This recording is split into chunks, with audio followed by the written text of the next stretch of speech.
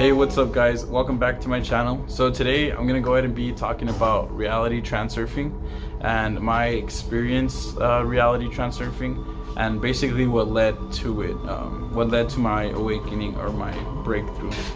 I'm gonna go way back to childhood because from the ages of 0 to 7 you are in a theta state of consciousness. What that means is that you are programming and installing a software, which is everything that you are perceiving of anything that you smell, touch, feel, see. You are literally programming it into your brain, and you're building your version of you. That you're building that ego for those 7 years. And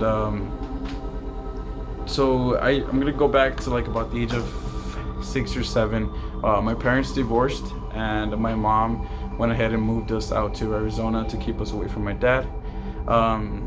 She was trying to start a new life with someone. The whole time that we were there, my stepfather was abusive, not really physically, but mentally, emotionally, towards me and my sisters, even my mom at certain extents. And I was seeing all this. This went on for a couple years until my dad was able to find us. He got a warrant for my mom to move us back closer to him because he still had rights to see us. At this point, I'd say I'm in fourth grade. I did fourth grade twice. My first year of fourth grade, I don't remember much, but my mom says that I went through this phase of where I was trying to cut myself and slamming my head into walls. And I think at this point I entered, I forgot the word, but I'm gonna put it right here.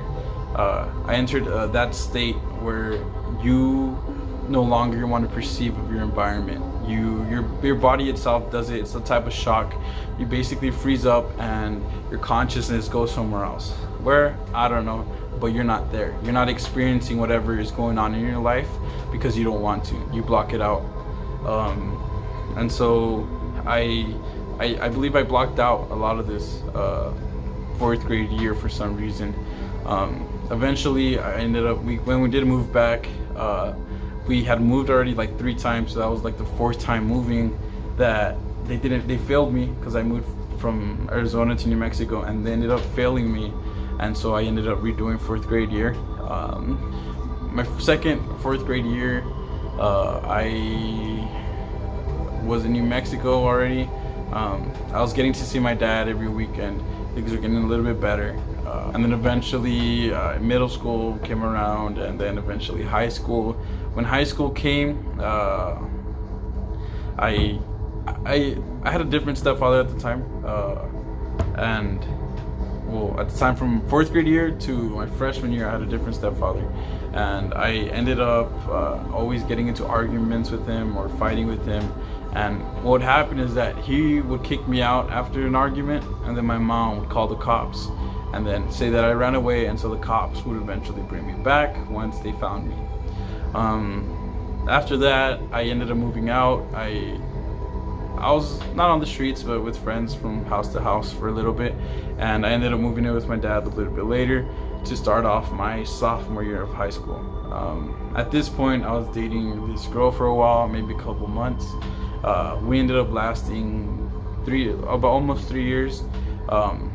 I ended up gaining a lot of weight. I jumped up to 265. The whole time that I was gaining weight, she was losing weight. You know, high school drama, boys, whatever. And I ended up becoming this monster that I began to hate. I hated myself. I hated who I was. I hated that I was fat, that I wasn't as smart as other kids, that I had literally dedicated my high school years to this girl and nothing else. I dropped football. I wasn't as into my audio and video classes. I lost myself. I completely lost myself. And once we broke up, I didn't know who I was or what I wanted to do or if I wanted to live. I completely stopped showing up to school. I didn't even want to, I didn't care to graduate. I didn't buy any cap and gown or yearbook. Eventually friends helped me out, and they were like, come on, there's something you've got to do. And I slowly started, getting on my feet. But it did get really bad. I almost overdosed twice at school throughout my senior year. Luckily, I had friends from another school who went to my school and picked me up, and then they helped me out. After high school, I was after high school. I wouldn't say I had found myself, but I had something to lay on. I was joining the military. That was my plan. That was my whole plan. And because of that, that changed everything. I joined the military, and in the military, it's like a whole family of, brothers. And it changed everything. It changed the way I looked at life. It changed the way I thought about myself. It helped me out a lot. I went from being this horrible, I was a compulsive liar before, like extremely compulsive. Like I said, I was a monster with that girl. I hurt her so deeply. I abused her emotionally and mentally, never physically, but still, it's something that nobody should have to go through. I literally tell her oh, nobody's gonna love you if I don't love you.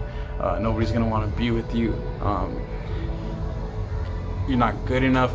Anything that I felt in the inside towards myself, I expressed it to her, and I started embodying that monster that I was. That eventually just drove her away. And once I got out of the army, I was this guy who, I was on my feet, and I wouldn't really, care much about anything, to the point to where it would upset me, or I was at a neutral state at the time. And I got out of the army, came back. I met these two guys, Isaac and Matt. Matt, he's a psychology major, and he actually would talk to me about being aware and paying attention in detail and stuff like that, which I had kind of learned throughout the military. However, Matt was trying to show me to pay attention to my thoughts, to my feelings, and my actions, not just my environment. And I eventually, I blame them for my breakthrough, for my awakening, because they really pushed it. They told me once, dude, something's wrong with you. Something is wrong, and you need to fix it, because you're the only one who can fix it. And it tripped me out, and I was like, what do you mean something's wrong with me, or whatever? But eventually I started, getting into expanding my consciousness and being more aware to the present moment, and it changed everything. I noticed all my negative beliefs. I would always victimize myself to everything. I was a compulsive liar. I didn't care. I didn't really care about anything, and that changed all of that. I went through my breakthrough, and I started paying attention to the moment. I started experiencing glitches in life. I've changed my reality. I went from basically being a bum and being back and forth at my parents' house to now having my own place, having a great job, having a secondary job for being a marketer for Forbidden Acres, which is a haunted house. And I also do it for the Dog Style, which is where I work. And I completely changed my reality. And that's because I changed the way that I thought, the way that I felt, and the way that I acted. I no longer feel as a victim. I'm not a victim to anything that happens. Anything that happens to me and not for me. I no longer see myself as that fat, ugly, abusive, liar. I don't see myself like that anymore. I'm not that person anymore. I didn't have to wait and be like, oh, I'll change one day. No, I changed the moment I decided to change. I said, you know what, I don't want to do that no more. I got tired of remembering the lies that I spread. I got tired of having to be like, oh, what did I tell this person? I got tired of it. I got tired of it, and I was like, I'm done. If people can't accept the truth, then don't accept it, and don't be next to my side, and don't deal with me. And that's how it has to be. You should not lie, because when you lie, it is out of fear, and fear is a low vibrational feeling. You should never be afraid, not afraid of anything. You should be comfortable in any situation you find yourself in. and that's how I feel now. I'm grateful. Like, I believe that, like, gratefulness is the best vibration you could experience, because you perceive what you are the vibration of. So the way that you think, act, and feel is your personality, and then your personality makes your personal reality. So if you feel grateful, that's what you're gonna attract. You're gonna keep attracting that feeling of gratefulness. And so at that point, which is now, I feel great. I love myself. I love the people around me, and the people around me love me, and I love my environment. However, you know, change is always good. You always have to keep changing, keep improving. You have to get better day by day. I've been through so much, and I've done so much, and I don't hold myself accountable for any of it. Like, yes, it happened, and I had to deal with anything that happened. However, I do not label myself due to those past emotions or due to those past experiences. I am not who I used to be. I am who I am in this present moment, because I choose to be that person. I choose to be who I am, which is love. I believe that I am love, and that's it. That's all you have to share, all you have to do. And the reason I did this video was because my friend Matt, he sent me a picture, and it was this guy. What he was saying was that people go from being this autopilot being to this full-blown love, peace, and eternity, and that's all you preach and talk about. What happened to that gap in between? Well, that gap in between is the story that I just told you guys.